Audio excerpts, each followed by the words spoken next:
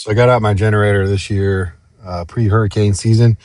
Tried to give it a start, and nothing. Pulled out the carburetor, and it was more of a pain in the butt than ordering a new one off Amazon. So I ordered this carburetor from Amazon. This is it after it came in. Nice brass jets. This one will be easier to clean in the future if need be. So first, turn your fuel off. Going to move the camera around here so you can see the black plastic airbox right in front, and that's the carburetor that's just behind it here. That more brass looking piece that's below the carburetor is called the bowl.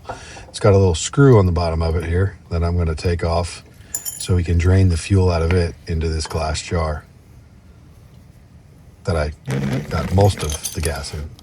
All right, back to remove these bolts in the front. Super easy. You take the airbox off, and then the carburetor pulls out.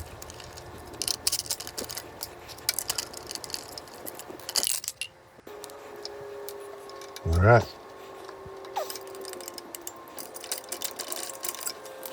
Sorry about that pulling away. Gasket on first. New carburetor. Make sure you attach the levers to the choke that's up on the top there. Reattach the screws that hold the carburetor in.